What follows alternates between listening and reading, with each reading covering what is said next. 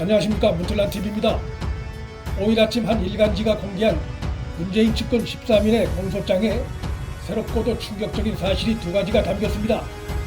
첫째는 울산시장 관련 수사 상황이 청와대 국정상황실에도 6차례 보고됐다는 것이고, 그간 알려졌던 것과는 달리 조국에게도 최소 15차례 보고가 됐다는 내용입니다.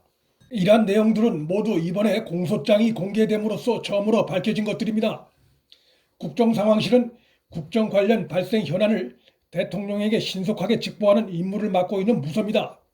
얼마 전까지 국정상황실장을 지낸 윤건영은 참여정부 시절부터 문재인과 함께 근무한 이력이 있고 문재인의 복심으로 일컬어지는 인물입니다.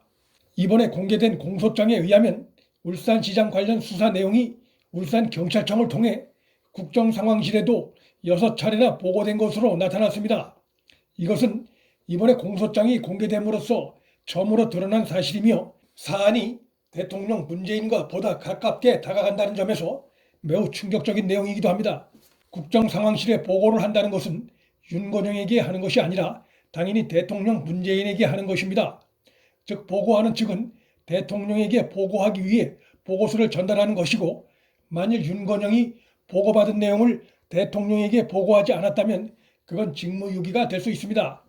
그러나 울산시장 선거 관련 사안은 청와대는 물론이고 정부와 당까지 조직적으로 나선 정황이 드러난 만큼 그런 일은 없었을 것으로 봅니다. 청와대의 불법적인 선거 개입 논란을 불러일으킬 위험성이 있다는 점을 충분히 인식할 수 있었음에도 대통령에게 수사 상황이 중단되지 않고 보고가 이어졌다는 것은 그 보고 내용이 문재인의 관심사안이었음을 잘 보여줍니다. 한 차례도 아니고 드러난 것만 6차례 국정상황실을 통해 보고가 됐다는 점에서 그 가능성은 더욱 커집니다. 바로 이 지점이 장관 추미애가 왜 그토록 국회법을 어겨가며 공소장 공개를 거부했는지 그 이유를 결정적으로 설명해주는 대목일 수 있습니다. 민간인 수사 상황은 국정상황실의 업무 영역이 아닙니다. 국정의 현안에 대한 정보를 취합하는 국정상황실에서 야당 시장 후보 관련한 수사 정보를 여러 차례 보고를 받았다는 사실은 과거 권위주의 정권 시절에나 들었을 법한 일이고, 더욱이 그 사안이 대통령 문재인의 절친이 개입돼 있다는 것은 최고 권력에 의한 불법 가능성을 시사하고 있습니다. 조국도 박형철 전 비서관을 통해 울산시장 수사 관련해 최소 15차례 보고를 받은 것으로 드러났습니다. 그간 조국은 하명 수사와는 무관한 것으로 인식돼 왔고 조국 역시 그런 태도를 취해왔습니다. 직제상 그의 부하였던 백원우, 박형철이 개입된 사안에서 직속 상관인 그가 모른다는 것이 수상했었는데, 이번에 공소장이 공개됨으로써 조국 역시 깊숙이 연루된 사실이 드러난 것입니다.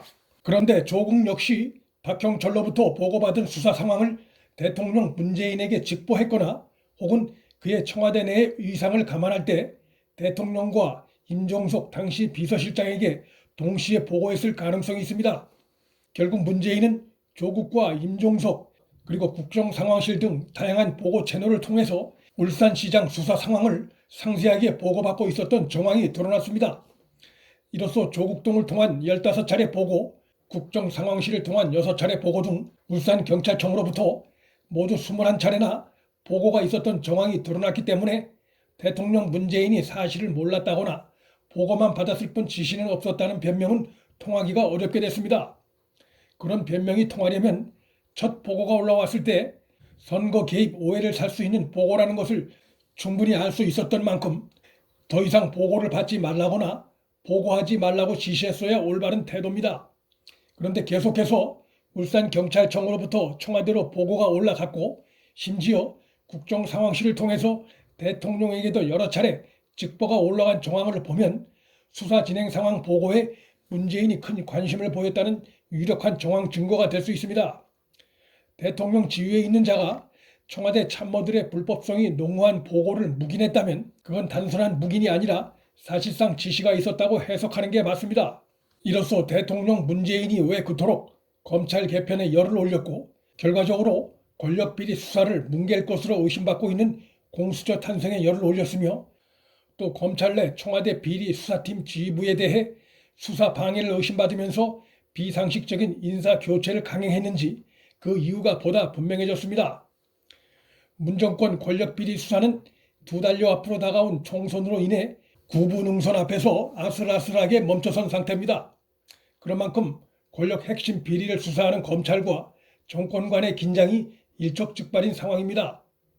윤석열 검찰총장이 리더십을 발휘해 문정권 핵심 측근들 13인에 대한 기소를 이뤄냄으로써 1차 승리를 거둔 상태지만 검찰뿐만 아니라 정권으로서도 사활이 걸린 문제인 만큼 정권으로부터 검찰에 대해 또 어떤 조치가 있을지 긴장을 놓을 수 없는 상황입니다. 따라서 총선 이후엔 임종석 등 정권 불법 의혹에 대한 남은 수사가 신속하게 그리고 강력하게 재가동되어야 하고, 특히 대통령 문재인을 직접 대상으로 한 수사도 더 이상 머뭇거리지 말고 시도되어야 한다고 봅니다.